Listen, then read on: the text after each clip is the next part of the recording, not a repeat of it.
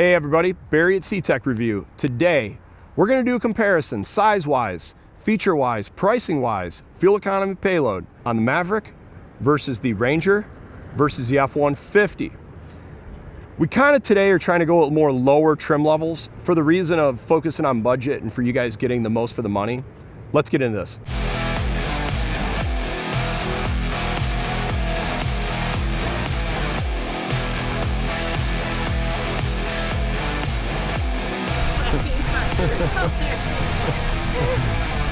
You got little brother, medium brother, big brother, and we left big brother, Super Duty, out of this for the fact that interior wise and a lot of stuff won't be much different than the F-150.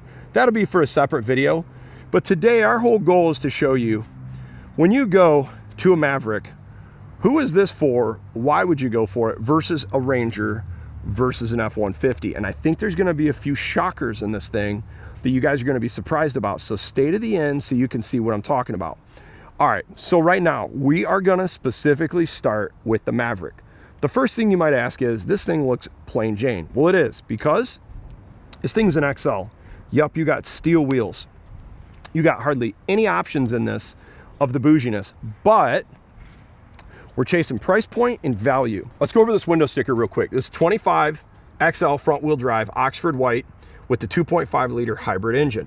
This is a 100A vehicle equipment group with the 2K trailer hitch receiver, floor liners without carpet mats, 50 state emissions for a grand total of $30,075. Check out the fuel economy. It's a big reason you're going with this engine, right? 42 city, 38 combined, 35 highway. You might be like, well, this is kind of odd. It's lower, it's higher in the city than the highway. That's not uncommon for a lot of hybrid vehicles. They really shine in the city scenario. So what do you get for $30,000 on one of these Mavericks? So number one, you're paying a little extra, believe it or not, for the hybrid engine over the 2-liter EcoBoost. But I've said all along, I think this vehicle's primarily focus is value, lower price and fuel economy. So I've always thought if I was ever gonna get one of these, I would actually probably go for the hybrid engine, because I'm shooting for fuel economy. And now for 25, you can get this in an all-wheel drive, where initially you couldn't get the hybrid in a all-wheel drive, sorry, not four-wheel drive, all-wheel drive. And there's a lot of people like me that live in a snowbelt area where a front-wheel drive truck is gonna kind of hurt me if I wanna go off-road, if I wanna go hunting, if I get in inclement weather. Having all-wheel drive is helpful. It's nice you can do this now in the all-wheel drive and the hybrid.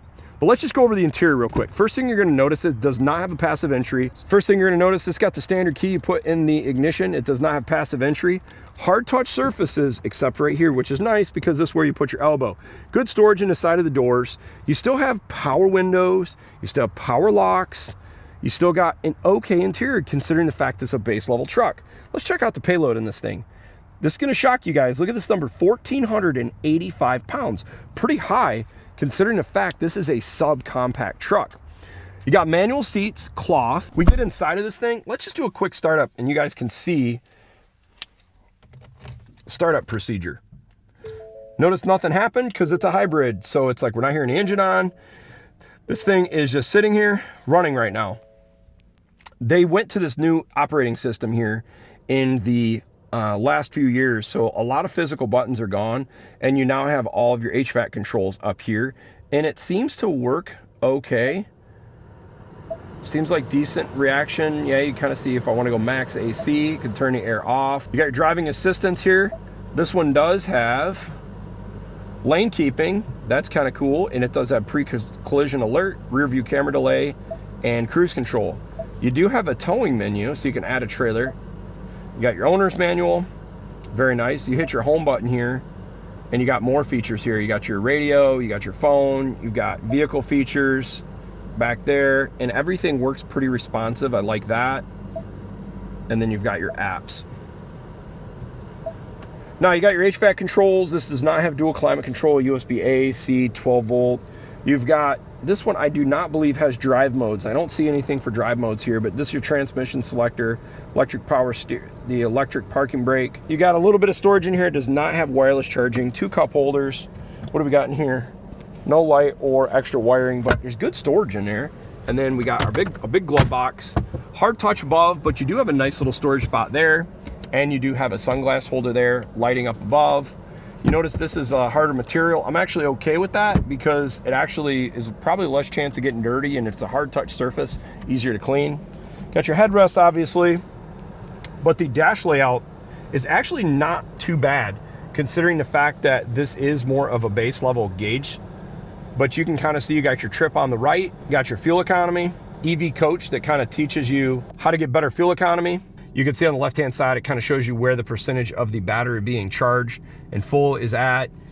And then you've got your transmission controls, fuel tank. Overall, the steering wheel feels decent. Buttons are laid out pretty similar. Comfort, surprisingly, these seats are actually not bad. This is where I've noticed with other Ford vehicles is that even in some of the base level vehicles, these seats are pretty comfortable. And you just have a basic speaker here, hard grill, no crazy B&O system. Now we go into second row. This is where I'm set up, where it's okay for me, and it works. You know, I think you got tethers down here. Yeah, you got 2 tethers for 2 car seats, no cup holders in the rear. Got LED, looks like LED light above. Got some nice floor mats. You do have a USB-C and then some sort of little connector here. I'm not really sure what that's about. And the side door, also this is soft touch, I like that. Hard touch above, you got a cup holder in the side, that's nice. Do we got anything underneath? Yes, we do, that's cool. This is a thing that I really dig, that there's great storage underneath this thing, and this is part of being the fact that it's a car platform. You've got awesome storage underneath. Capless fuel lid, no spray and bed liner, no rear view sliding window, but what it does have, backup camera, lightweight tailgate. This will be where you've got your flex bed and you can get some cool accessories and lighting and stuff that goes in here. And you've got more you can do here as well. No lighting, you do got a few tie downs, which I would probably want one more. That would be a big thing for me, where if I want to tie dirt bikes down, that'd be kind of tough in the current configuration to use. Backup camera, you've still got a 4-pin wiring for a trailer, little receiver hitch. These are not LED in the rear, these are halogen. You do have, yeah, you do got actually a hard liner inside of the wheel wells, which is nice. And I think you've got felt up front, you do, and I think they typically do that for more road noise and everything. You do have LED lights in the front though, not your side markers, but your high beam, low beam, which I think is a great move by Ford. Kind of see what it looks like. It looks like a car that's a truck because it's built on a car platform, but it's got a lot of capability for what it is. All right, now let's go to a little bit bigger brother here. This is a Ranger and it's an XLT. Kind of notice you got these cool looking little LED lights that go around the sides. You got full LED assembly as well. Actually, take that back. I believe this one is a halogen marker on the top, but your side bulb, your main high and low beam are not. The other thing now you're gonna start noticing a little bit more truck-like stuff. As an example, this thing has tow hooks on the front. You got fog lights down below. Got a 360 camera. You got some more parking sensors on the front bumper. You can see that is not available or is not on this XL Maverick, but look at the size of the height of this thing, and we'll just kind of show you from side to side. We kind of tried to line these things up, and the Ranger is a little bit longer. You can kind of see as it goes down, each truck gets a little bit bigger. This is an FX4. Let's go over the window sticker. XLT, this is shadow black with a 2.3 liter EcoBoost engine. It's a 301A Equipment Group XLT series, which gets you power sliding rear window, dual zone, electronic climate control. This is a sport appearance package, so you do get the 17-inch gray aluminum wheels, gray grille, FX4 off-road package with off-road tuned shocks, 373 gearing with a locking rear differential, very cool.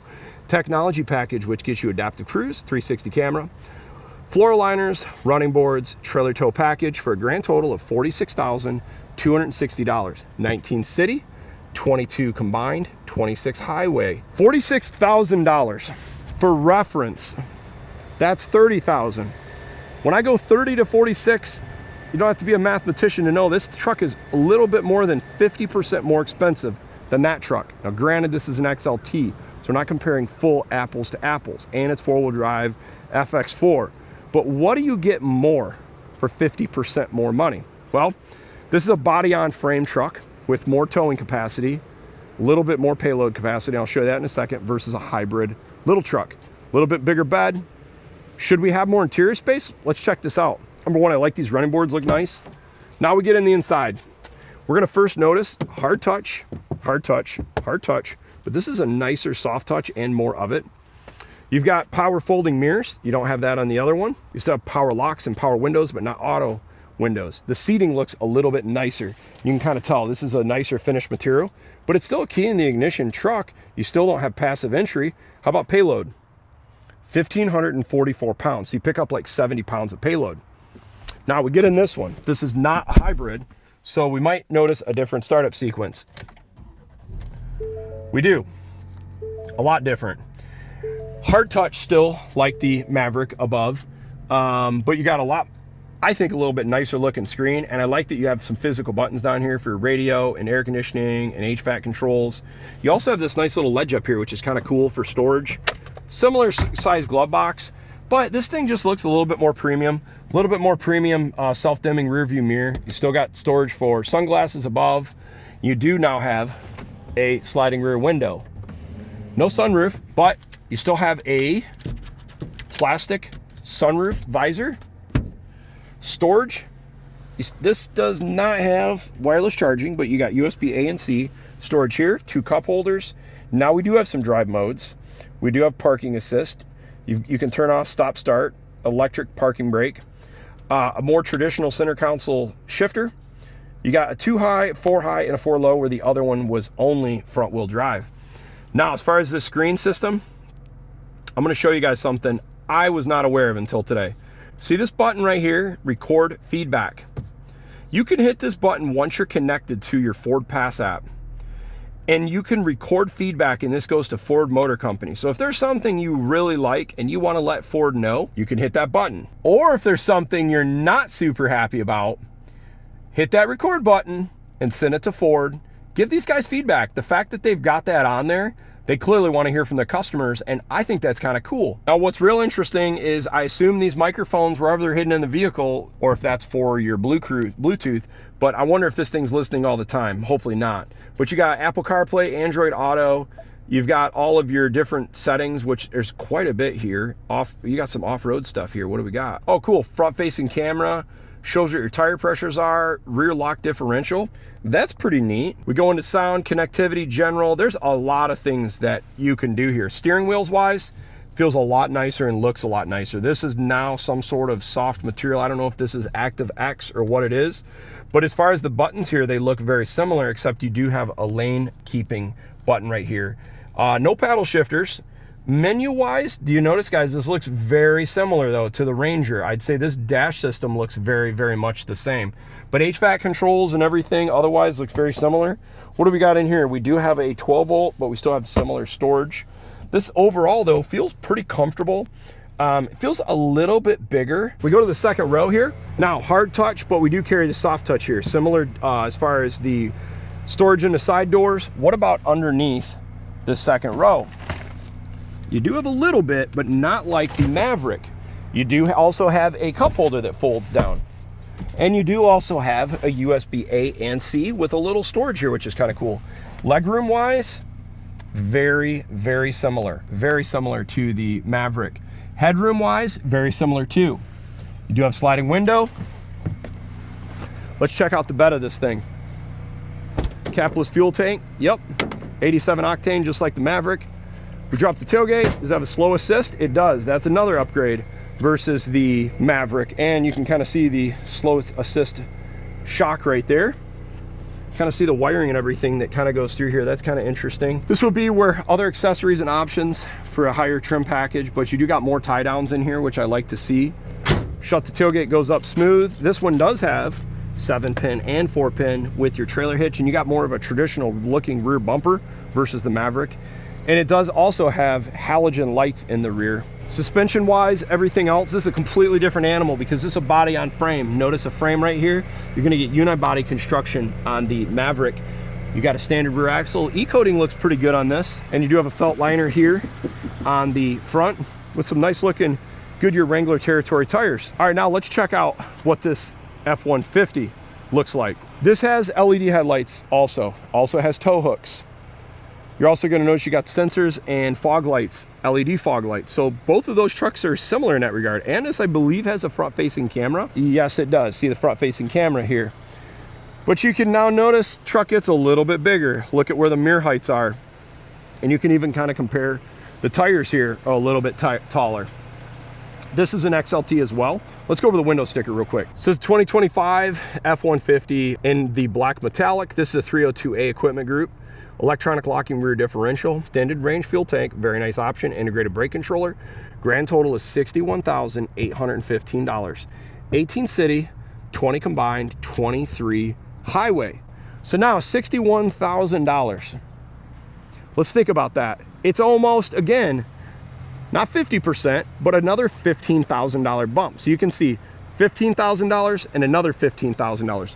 For the money for this, you can buy 2 Mavericks hybrids for the price of one of these. Or you can buy the Ranger and keep 15,000 bucks in your pocket. But what do you get when you jump from the Ranger to the F-150? Let's check out the interior. First, it's got some nice running boards here, and the thing you're gonna notice, guys, now we get passive entry here. Notice the key, a little different. You don't have to put it in the ignition. You can keep it in your pocket or the lady, a purse, whichever. Now this is where it gets a lot nicer. Soft touch material, soft touch and a bigger area, way more storage in the side doors. Auto down front and rear windows, and you get a lot more premium and a bigger interior. But let's check out the payload. 1,555 pounds, almost the same as the Ranger. Pretty wild. You got power seating, nice decent looking XLT seats, and these seats are actually pretty comfortable. Interior wise, size wise, now we get in, this thing feels way bigger. Let's start this thing up. So push button start. More premium display you're gonna notice on both sides, in the middle and in front of you. You got a center console shifter here, which is kind of cool. It folds down. So if you want to set something flat around here, if you're working, you have a nice little storage here, cup holders. This does not have wireless charging, but it does have a nice USB A and C charger. Here's where your drive modes are at. And you notice 2 high, 4 low, no 4 auto, but you do have a locking rear differential. Integrated brake controller, plus you got Pro Steer Assist, which is really cool. Now, this is where I think Ford does a good job. You've got dual climate control, number one, but you've also got physical buttons down here for all these controls and for your radio. And if you want your camera on, you've got all of these. This is where I hope Ford never gets rid of this. It's one of my things that I'm not a big fan of on the new Expedition. They got rid of a lot of this stuff, and you got to do everything through the screen. Ford, if you watch these videos, please don't get rid of physical buttons on F-150. It's annoying. Nice storage above, all hard touch dash, center console speaker, center stack speaker. You do have self-dimming mirror, you do have sunglass holder, and then now we got like a soft touch material. No lighting in that vanity mirror. Let's see if there is on that one. There's not in that one either, but you do get 2 glove boxes, and I think that's pretty nice. When I look into this interior, I do think this is a pretty nice looking dash layout, and it's been the same for the last few years, but I don't think it's too bad, and I don't really think they need to change as well. Now, when we get into this area, you got a huge storage area here, and you do, I believe, have a charger. Oh, maybe you don't. You don't have a charger in here. Thought you did. Oh, yeah, you do. In the bottom corner is a USB A and C down here. Overall, this whole system works pretty good. They've been running this for a few years, so it's nothing new, nothing special in that regard, but it's basic, and it actually works pretty decent. When you go to this infotainment, when we go to the gauge cluster here, this used to be more of the premium gauge cluster that was only available on the Lariat. Now it's actually in the XLT as well. And you can set up a My View, and there's all these different things you can do. You can kind of go through the different menus, fuel economy, tire pressure settings. There's a lot you can do, go in the menus, but all these gauges are actual digital. Steering wheel controls, very similar as far as buttons and what it has versus the Ranger. You do have the lane keeping button here. This also kind of feels like it gives you that Active X material, and if you notice physically, it feels a lot bigger. All the ergos for me in this truck is really nice. It just fits me good. It's very comfortable. Seats are comfortable. We've got our lighting controls. You can turn off, start, stop there. You've got your cargo light controls. You've got your side mirror lights. That's very cool. Electric parking brake. Overall, looks pretty nice, and this does have a sliding rear view mirror. Good headroom above, and I want to show you guys something. Record feedback. So you can record feedback and tell people if you love your F-150 or not. It's a Ford Motor Company. Second row, still getting a little bit more upscale. Soft touch, more storage here, more in the middle, cup holder here, storage below, and this you can actually get a partition that adds even more storage. You get storage behind the second row, the seating, USB-C, got a 400 watt max connection there for electrical. You got your HVAC controls there. This does not have a cup holder. Got awesome headroom, and this is where you see a big difference. Got capless fuel tank. This does not have a spray and bed liner. And let's see if this has a soft touch down. We're gonna hit a button here. Yep, and it does have soft touch down. No spray and bed liner. You can add that as an accessory. You do have a nice plug in the back, which is nice. You got some tie downs there. Very nice. And then this is another cool feature. I like this, that you could like store like ratchet straps or just different accessories for your trailer. Now this does not have the power up tailgate, but you do have 7-pin, 4-pin. You got your sensors in the back. You've got your hitch, rear lights. These are LED, okay? Now let's look at the suspension and frame. It's gonna look similar in aspect. It's a body on frame design, just like the Ranger. You can see the exhaust, leaf springs. It's a leaf spring suspension, just like the Ranger, but just a little bit more beefed up, obviously, because this is a full-size truck. You got some Goodyear Territory Wrangler tires, nice running boards, and a nice E-coating. And let's see, is this a felt liner in the front? Yes, it is a felt liner. All right, let's pop the hood of all three of these trucks now and see what they look like from a powertrain perspective. We got all three of these trucks on right now. First thing I didn't realize is this does not have hood struts and this does not have hood struts. The F-150 has hood struts that hold the hood up. Not a big deal. Let's just start with the hybrid Maverick here. Kind of see the high voltage wiring here, all orange. You got the little 4-cylinder sitting here. Got your intake system, coolant system. Got your windshield washer fluid. Easy accessibility if you ever had to change your lights bulbs, which is kind of nice. But being LEDs, hopefully you don't. You can still get in the air box pretty easily. Got your junction boxes here for wiring. Here's your hybrid system, brake controls. I mean, there's a lot going on in here, but there's still some maneuverability. Like you can put your hand in here between the front of the engine and the fan blade, so that's a good thing. No insulation on the hood of this model. This is obviously more of a base model, but you can kind of see what you're working with there. Now we go to the Ranger. Completely different. Notice the motor's not going this way, it's going forward and back because it's like a standard pickup truck. Let's see if we can see where the turbo is at on this side. Yep, turbo is sitting right there. You got your coolant system over there. You got your intake housed here. And this intake, to get into the filter, is a little different because you do actually have to unbolt this. But it has a pretty nice snorkel system to it's kind of nice. Kind of seals that all around the edge. Makes me think that probably works pretty good for off-road to keep them from water and debris getting in there. Got your battery in a great location. Definitely got more room up front on this one versus the Maverick, and you got more room over here. Traditional brake system, junction boxes. Yeah, there's definitely more room, especially over here. There's a lot of room on the side of the engine here. Guess you could expect that with a 4-cylinder. And I like that it's got a dipstick, which some of the engines don't to this day. And let's see, if we want to change spark plugs, what's it look like? That's where your spark plugs would be. So it doesn't look like that's too bad. No hood insulation on this one, just like the Maverick. But otherwise looks pretty similar. All right, now we go to the F-150, the 2.7 EcoBoost. Got your intake system. This doesn't look much different than what it has been for the last 10 years, but your intake draws from right here. Does not seal off on the hood right there, but it's pretty decent from an off-road perspective as far as keeping debris and stuff out of here. Easy to change, toolless to get your intake, to get your air filter out. You got your braking system here, and it's not a vacuum boosted. See where you check your oil. Got your turbo, you can kind of see on the one side back there. Intake, the top of the engine's open, there's not a lot of covers there. Got your solenoids, I believe those are for the cam phasers and stuff. There's another one of the turbos, if you can see right there, kind of neat. Coolant system, filling up your windshield washer reservoir. Getting into the light bulbs here would be a little bit trickier for sure, but I like that it's still easy access to get into the battery. Overall, all I'm really hearing powertrain-wise between these two trucks is just the injectors firing. But you do have insulation on the hood of this one, and you do have the hood struts. I did want to show you this. The engine just kicked on because the hybrid battery system got a little low. You can kind of see what it sounds like with the hybrid system. It's not very loud. I'm just hearing injector noise. Okay, we're going to now get into all three of these trucks with two adults and kind of compare the size between this truck, the Maverick, to the Ranger, to the F-150. When I start thinking about Maverick versus Ranger and F-150 is, how do two adult males fit in a truck like this in first row and second row? And Josh is a big dude. What are you, 6'3"? 6'3". 6'3". Are you comfortable right now? Your seating position, would you want it back more? Yeah. All right, so now what I want to see is, if I wanted to get here behind Josh, I'm 6 foot. Can I fit in here? You know, surprisingly, dude, my knees they're close. They're actually not touching your seat. Left knee is, I mean, just barely touching. Yeah, but the headroom is actually really good in the second row. This is weird. How are you for, now you just moved it up. I scooched it up, yeah. You scooched it up. You know, get comfortable. Don't think. I'm still in a good place. You're still in a good place. So now you moved it up, and now I've got about, I'd say about 1 inch. So that's actually pretty impressive for a little truck. Now I'm really curious. We do this exact same thing with the Ranger.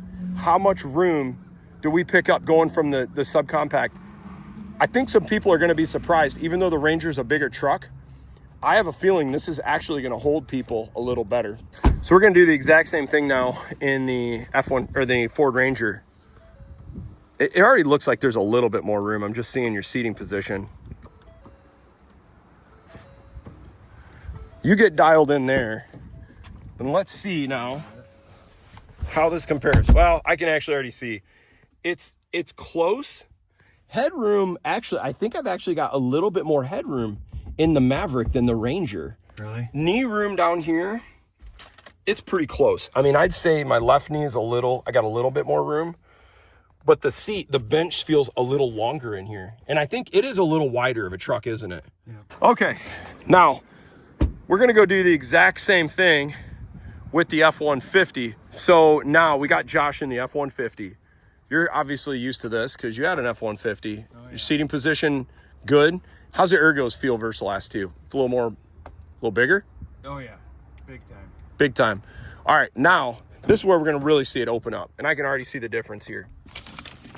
We sit me now, look at this distance. I've got 8 inches between the driver front seat and me in the second row, 6 foot tall. Once again, I think we get that more head space. I think the one that surprised me, and obviously you look across the cockpit, this thing's massive inside. These F-Series, they do a good job in this area. But I think the thing that surprised me is the Maverick has a lot of interior space, and it feels in ways bigger than the Ranger inside. Have you ever noticed that before? Oh yeah. I've always felt crammed in the Ranger. Yeah, same. I think it has to do, my guess is, of being that it's on a car platform. They can kind of sink the seats lower because you don't have the frame, because it's a body on frame design. So we showed the payload capacity between all three, and surprisingly, they're pretty close. But where do they start separating? 2,000 pound tow rating that can go up to 4,500 set up option-wise. I think this is about 7 or 7,700 pounds tow rating with the Ranger. The F-150 can go up to, I think, about 13,000 pounds if equipped. But this one here, I think, is about 8,000 or 9,000 pounds. So you can kind of see the delineation of 4, 7, 13,000 pounds. $30,000, $46,000, $61,000, and a fuel economy is also different. As far as warranties, they're all pretty much the same as far as warranties in that regard. So you have to ask yourself, what is the ideal truck for you? You can kind of see the price points, capabilities, fuel economy, interior space, what is the right one? I've been a big fan, weirdly, of the Maverick ever since it came out, because when it originally came out, it was like a $20,000 truck and gets 40 miles per gallon. Someone that's just using light truck use, needs a little bit of capability as far as payload, on a budget, cares for fuel economy, man, this thing is a home run. If you want a little bit more tow rating, but you don't want a full-size truck and you want to save a little bit of money, the Ranger is not a bad place. But if you are trying to tow a little bit bigger travel trailer, and you do got 2 to 3 kids that are more size, and you do want a little bit more payload capacity, and you want the creature comforts of the full-size truck, the F-150 is a pretty nice truck to go for in that regard. Hey guys, leave your comments down below. I'm curious what you think. Some of the things that surprised me was the Maverick interior size in ways has more function than even the Ranger. I'd be curious to get your guys' thoughts. Hey, if you enjoyed this video, feel free to give me a thumbs up. If you like the channel a lot, feel free to like and subscribe. Thanks for watching.